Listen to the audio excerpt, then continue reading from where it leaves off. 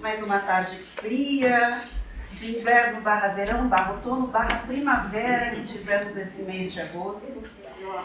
Hoje com um tema muito bonito, com um assunto que nos traz aquilo que a Thaís falou no começo. Fora da caridade não há salvação. Nós vamos conversar sobre um exemplo muito grande, muito forte da caridade, da verdadeira caridade, que é nada mais, nada menos, ninguém mais, ninguém menos que Dr. Bezerra de Menezes. Todos os anos, no final de agosto, falamos sobre Dr. Bezerra de Menezes, porque comemoramos a sua vinda aqui ao nosso planetinha, para nos trazer um pouco da sua luz, para impulsionar o nosso desenvolvimento, e ele foi realmente, como continua sendo, uma grande referência para o Espiritismo. Claro que toda essa história, todo esse trabalho feito pelo Dr. Bezerra de Menezes não começou aqui na Terra, no dia 29 de agosto de 1831. Tudo isso começou muito antes. Não foi simplesmente o dia que ele deu o seu primeiro choro que a sua história começou. A história dele começa no plano espiritual. A história dele começa lá do outro lado, com a missão que ele teve aqui no nosso planeta, aqui no nosso mundo. No livro psicografado por Chico, este daqui, essa é uma versão mais antiga, mas no livro Brasil, Coração do Mundo, Pátria do Evangelho, em um determinado momento, trazem, perdão, a rinite, não tem como. Num momento trazem uma reunião que o Ismael, que é um mentor espiritual da nossa nação, da nossa pátria, ele fez com alguns espíritos, chamando ali aqueles batalhadores, né, que batalhavam junto com ele, e trouxe algumas questões em relação àquela época. Pensem que nós estamos falando ali do final do primeiro reinado, onde nós teríamos no século seguinte, o início da Primeira Grande Guerra, onde precisavam preparar toda uma população, onde precisavam trazer conforto. Em um movimento muito orquestrado, vamos pensar ali, em 1800 vem Kardec, 1857 publicação do Livro dos Espíritos, e assim sucessivamente, tudo isso acontecendo antes da Primeira Grande Guerra. E Ismael, nesta grande reunião que ele faz, ele fala sobre isso, da necessidade desses batalhadores trabalharem em relação a isso, e sinaliza que já existem muitos missionários na Terra, vamos dizer assim, preparando esse terreno, desenvolvendo tudo aquilo, esse trabalho que precisaria ser feito. Em determinado momento, Ismael se vira para um desses discípulos e diz o seguinte texto: descerás às lutas terrestres, com o objetivo de concentrar as nossas energias no país do cruzeiro, dirigindo-as para o alvo sagrado dos nossos esforços. Arregimentarás todos os elementos dispersos com a dedicação do teu espírito, a fim de que possamos criar o nosso núcleo de atividades espirituais dentro dos elevados propósitos de reforma e regeneração.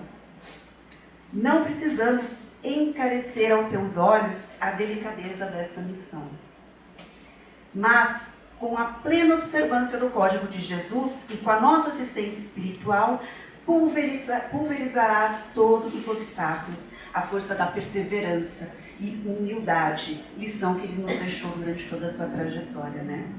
Consolidando os primórdios de nossa obra, que é a de Jesus no seio da pátria do seu Evangelho.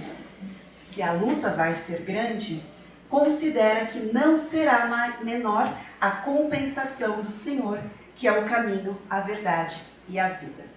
Naquele momento todos ficaram em silêncio e relata aqui no livro que em um determinado momento, quando todos se calaram, relâmpagos de luminosidade estranha e misericórdia clareavam o pensamento de quantos assistiam ao maravilhoso espetáculo.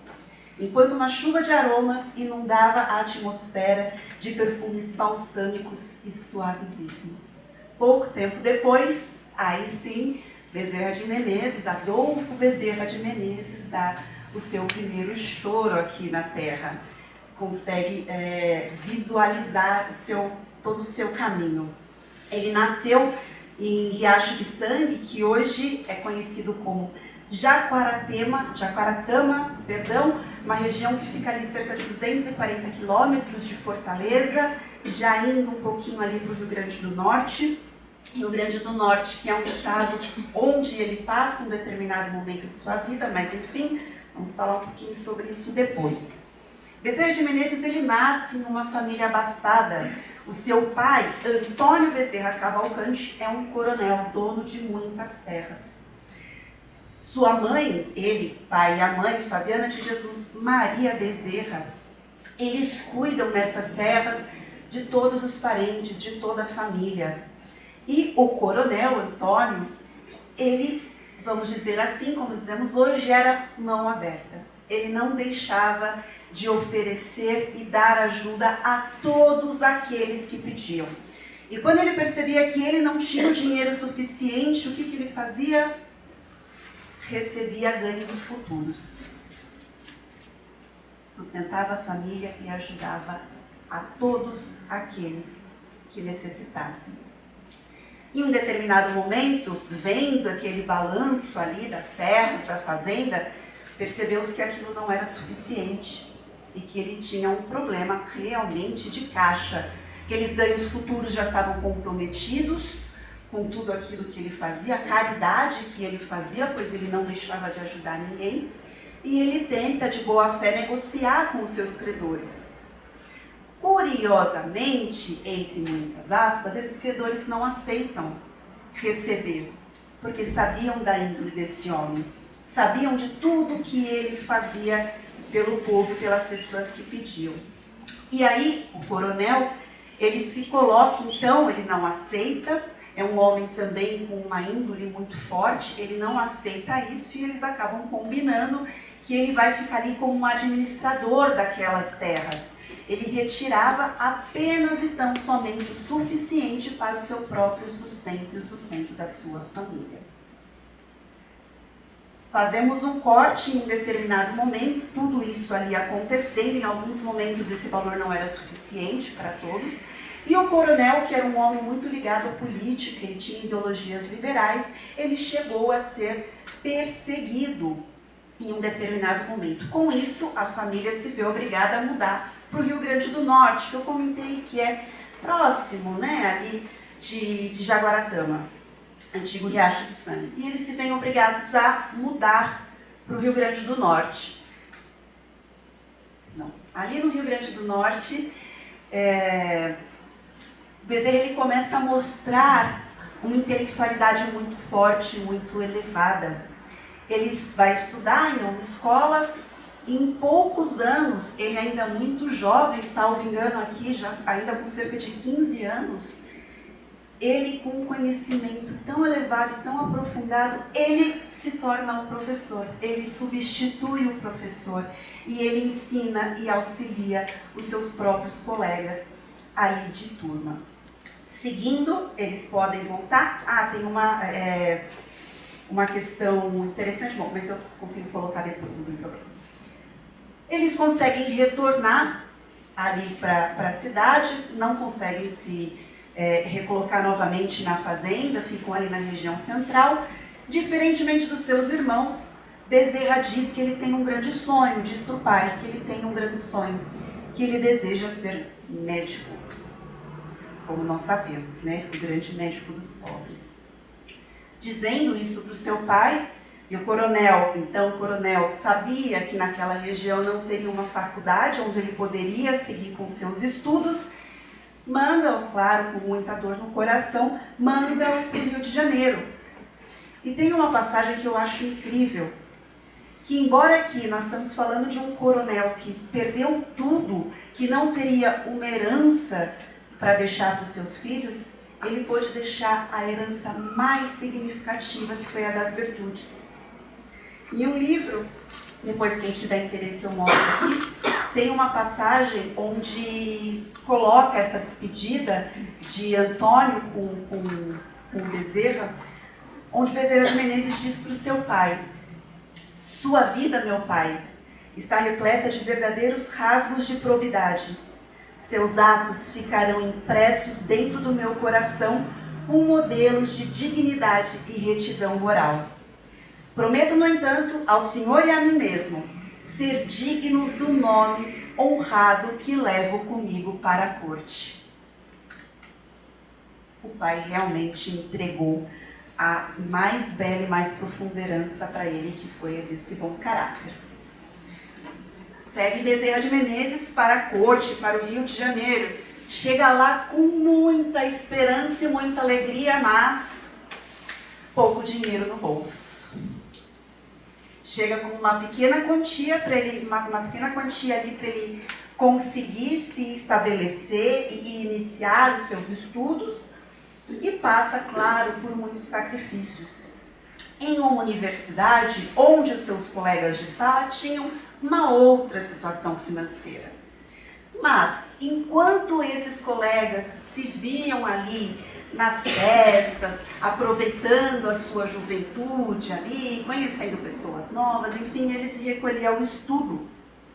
Ele sempre mostrando uma característica, uma inclinação muito forte para o estudo, para um desenvolvimento moral. Conta um determinado momento de sua passagem, com tantas dificuldades financeiras, que ele, que morava em uma pensão, não tinha o dinheiro para pagar o aluguel e corria o risco de ser despejado. E aquilo que lhe causou, claro, um grande desespero, porque ele seria despejado, ele devia um valor na faculdade, ele tinha algumas coisas que não possibilitariam a sua permanência ali. E a conclusão daquele sonho, que seria a formação na faculdade de medicina. E um dia, aquele homem que nasceu em uma família católica, mas ouvia algumas crendices locais enquanto era pequeno, não tinha um estudo aprofundado dos ensinamentos de Jesus, ainda era uma coisa muito mas não sei como fazer, enfim, ele se pegou em um momento de desespero em oração. E ele olhou e pediu ajuda para Deus. Olhou e orou aos céus pedindo ajuda para Deus, para aquele momento tão difícil de sua trajetória. Passa um determinado tempo, toque, toque, toque. Chega um outro jovem na porta, fala: professor, gostaria que você me desse algumas aulas de matemática. Bezerra respira fundo e diz: mas é a matéria que eu tenho menos afinidade. Não estou preparado para te ajudar. O aluno diz: fique tranquilo, estude e eu volto daqui a alguns dias para iniciarmos as aulas. Tudo bem? Acertaram o preço e esse rapaz concordou. O rapaz ainda pediu para ele: quero pagar o valor adiantado para o senhor. E ele não quer aceitar e fica naquela discussão e no fim ele acaba aceitando todo esse valor. Dr. Bezerra de Menezes vai a uma biblioteca pública, estuda matemática, estuda. No dia do curso, no dia marcado para a aula, nada do aluno aparecer. Eu particularmente entendo o aluno, porque eu fujo da matemática também. Mas se analisarmos os fatos, aquele valor que ele recebeu era exatamente o que ele precisava para custear o seu aluguel em atraso e para pagar as despesas da faculdade em atraso. Curiosa coincidência, não? O aluno nunca apareceu. E alguns relatos, o próprio Dr. Bezerra de Menezes conta esse fato, porque isso lhe deixou aquela pulguinha atrás da orelha. Mas eu precisava, eu orei, e aconteceu, e curiosamente eu não precisei nem dar a aula de matemática. Brincadeiras à parte, né? E ele, enfim, segue a faculdade, termina a faculdade. Normalmente, quando o profissional se forma, ele deseja ir para um consultório, abrir um escritório, enfim, e ele não tinha a verba necessária para isso. Um amigo de sala, um colega já mais abastado, junto com ele, o chama para que eles montassem ali no centro, né, do Rio, uma pequena clínica. Mas essa clínica ainda não tinha um nome o suficiente, não tinham, eram profissionais jovens, recém-formados, não eram conhecidos, enfim. Durante muito tempo essa clínica ficou ali vazia. Mas, curiosamente, na residência do Dr. Bezerra de Menezes, começavam a se formar filas para ser atendido pelo Dr. Bezerra de Menezes. O que essas pessoas que estavam ali na casa dele tinham em comum? E por que elas não iam para o consultório? Porque essas pessoas não tinham como pagar. Ele começa atendendo a sua família, começa atendendo os seus amigos, e a fama cresce, se espalha, se espalha, se espalha. À medida que a sua clínica, faltou a palavra, a sua clínica não encontra mais limites, o seu nome também começa a ser estendido. Dr. Bezerra de Menezes, o médico dos pobres. Ele atendia a todos sem distinção. Atendia a todos que não poderiam pagar um médico. E atendia sempre com cuidado, com amor e com cautela. Caridade, a verdadeira caridade. E ele tanto o fazia que mesmo no momento que o seu nome ajudou aquela clínica que ainda estava montada, levando clientes, pacientes, pagantes para a clínica, e ele conseguia ali juntar algum dinheiro, ele esbanjava, comprava roupas, botas novas. Ele pegava esse dinheiro e ajudava os pobres. Pegava o dinheiro e ajudava quem mais precisava, quem mais necessitava. Ajudava com medicamento, ele ajudava com roupas, ele ajudava com doações financeiras e assim segue a sua jornada. É claro que em um determinado momento, com tudo isso, ele sendo um exemplo de virtudes, a política o chamou. Nessa ocasião ele já estava casado com a sua primeira esposa, Maria Cândida.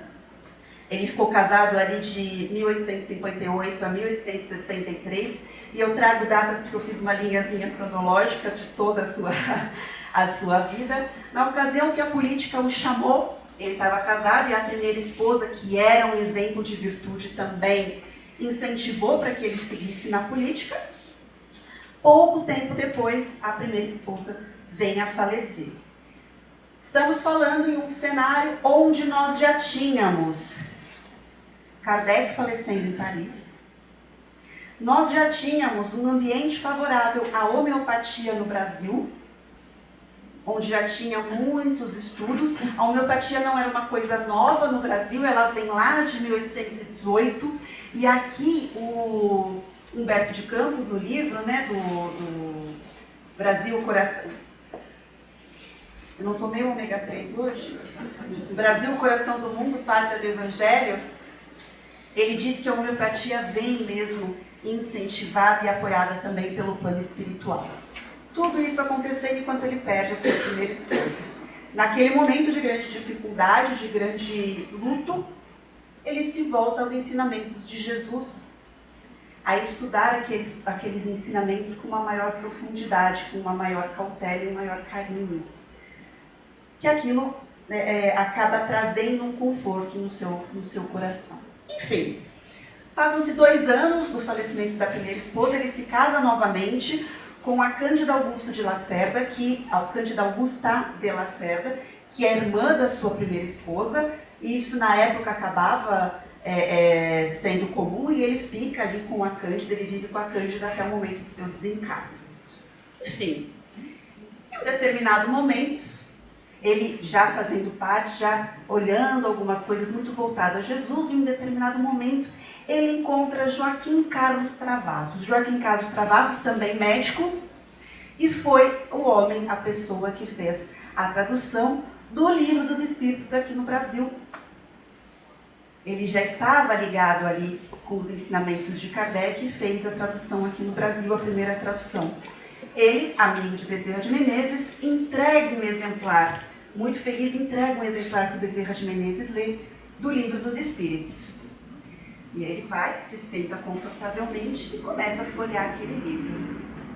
Aí ele fica um pouco preocupado, mas eu sou católico, o que vai acontecer comigo? E ele começa a ler e fala, acho que não tem problema nenhum. Eu leio isso daqui, eu continuar e seguir nessa leitura. E ele realmente se prende ao Livro dos Espíritos. Tanto que em um determinado momento ele diz, lia, mas não encontrava nada que fosse novo para o meu espírito. Entretanto, tudo aquilo era novo para mim. Eu já tinha lido ou ouvido tudo o que se achava no Livro dos Espíritos. Preocupei-me seriamente com este fato maravilhoso e a mim mesmo dizia que eu era espírita inconsciente, ou, como se diz vulgarmente, de nascença. Cerca de 10 anos desse episódio, ele recebeu alguns convites, ele ficou ali bem envolvido com o estudo da doutrina espírita, recebeu alguns convites para participar de algumas organizações, mas até então ele político, militar, escritor, médico e etc., ele em determinado momento recusou. Tem uma história mais pormenorizada aqui que quem tiver interesse, o livro traz muitos detalhes. Enfim, 10 anos depois que ele leu o Livro dos Espíritos pela primeira vez, é convidado a ser o presidente da Federação Espírita Brasileira, o que ele aceita.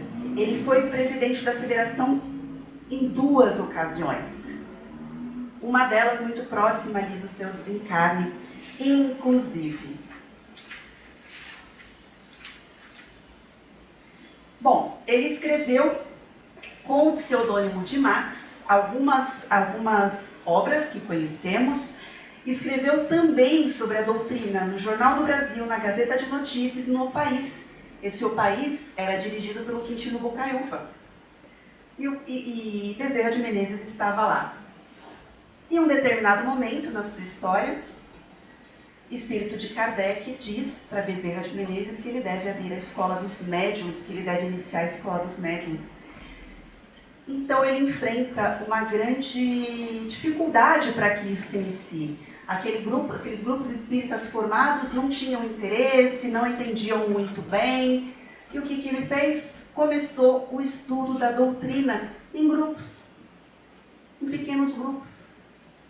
Pequenos grupos estes, da mesma maneira que talvez nós aqui no CRE, não no mesmo modelo, claro, mas que nós aqui no CRE e tantas outras casas espíritas fazem, o estudo da doutrina, a análise da doutrina. E isso feito e sendo cuidado até hoje. Nessa situação, nesse momento já, Dr. Bezerra, ele já tinha saído da política, já não era mais militar, ele se tornou exclusivamente um médico homeopata e seguiu ali todo o cuidado com as pessoas. Mas o que é curioso, que embora com o seu diploma, estudo e tudo mais, diziam que ele tinha um poder de cura muito forte, que às vezes era só um olhar, um abraço, e a pessoa já se sentia acolhida. E esse relato do olhar é muito curioso, porque quando ele já se vê ali acometido pela doença, onde ele fica acamado durante algum tempo, disse que o seu olhar nunca esteve tão brilhante. Ele não conseguia falar, ele não conseguia se expressar, mas todas as pessoas faziam fila para visitá-lo. Sentavam ali num quartinho discreto, um quartinho humilde, em uma cadeirinha de palha, para ficar próximo ao Dr. Bezerra de Menezes. Para vê-lo, para conseguir agradecê-lo por tudo que ele fez, por tudo que ele fazia. O povo ali preocupado, porque sua família, ele não tinha juntado bens materiais. Preocupado, o que seria da família depois da sua passagem, né? Curiosamente, quando iam trocar a fronha do travesseiro do Dr. Bezerra de Menezes, achavam quantias de dinheiro ali.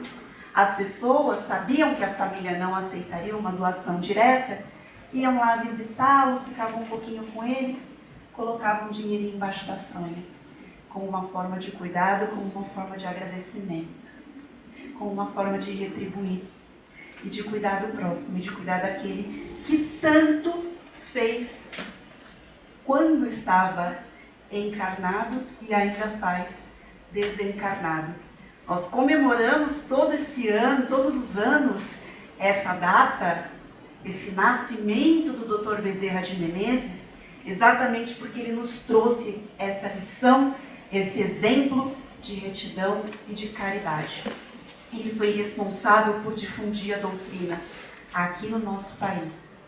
E ele foi um verdadeiro exemplo que fora da caridade não há salvação. Eu quero trazer uma passagem aqui para vocês. Bezerra, embora mantivesse em alto grau o culto da família, não abrigava sentimentos egoísticos em relação aos demais. Ele entregava tudo. Ele cuidava dos outros como se fosse da própria família. A mão que se lhe estendesse recebia a esmola. Não precisava ser de um parente, por isso mesmo, o médico dos pobres recolhia dentro do seu coração o eco das lamentações de todos os que o procuravam, na sublimação cristã do amai-vos uns aos outros. Obrigada, pessoal.